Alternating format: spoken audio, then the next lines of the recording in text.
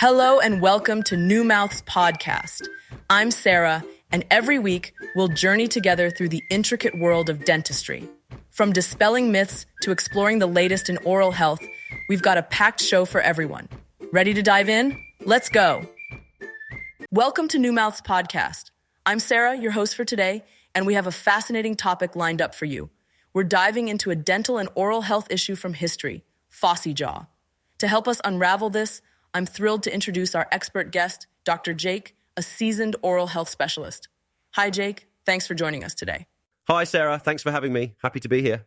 Let's start right from the basics. What exactly is Phossy Jaw? Phossy jaw, or phosphorus necrosis of the jaw, was a severe condition that affected workers in match factories back in the 19th century. It caused parts of their jawbones, usually the lower jaw, to die gradually. This led to extreme pain, disfigurement, and in severe cases could be potentially deadly.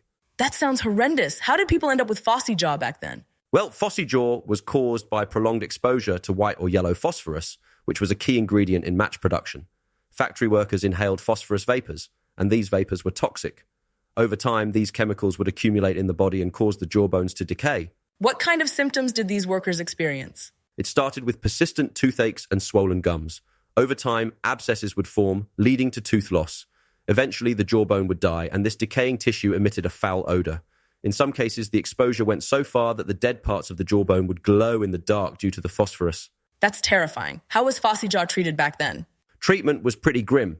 It involved surgical removal of the dead bone tissue to prevent further complications like organ failure. They also used topical medication to tackle local bacterial infections.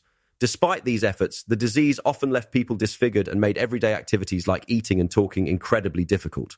Wow, so when did Phossy Jaw cease to be a problem? Phossy jaw was eradicated in the early 20th century with improved regulations and better business practices in the matchstick industry. Matches stopped being made with white phosphorus and switched to safer alternatives like red phosphorus. Interesting. But can something similar to Phossy Jaw still occur today? Yes, indeed. While Phossy jaw itself doesn't exist anymore, a similar condition called osteonecrosis of the jaw, or ONJ, does occur.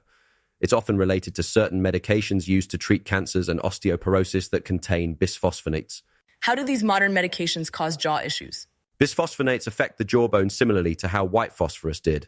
They can cause the bone cells in the jaw to die due to disrupted blood flow. This is particularly risky if a person is undergoing dental procedures like tooth extractions while on these medications.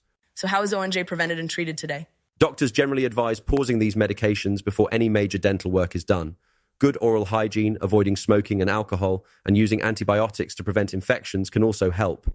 If ONJ does occur, treatments include antiseptic mouthwashes, antibiotics, and possibly surgery to remove dead tissue.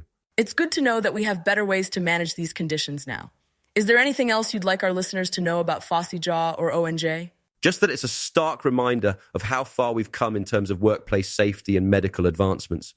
It's also a great example of why ongoing dental care is so essential, especially when you're on medications that might affect your jawbone health. Thanks for shedding light on this topic, Jake. It's been incredibly informative. My pleasure, Sarah. Anytime. That's it for today's episode of NewMouth's podcast. We hope you learned something new about dental health history and its modern implications. Stay tuned for our next episode, and remember to take good care of your oral health. That's all for today on NewMouth's podcast. I'm Sarah, and it's been a pleasure sharing with you. Always remember, the foundation of a great day starts with a smile. Join us again next week for more enlightening discussions. Until then, keep those smiles radiant.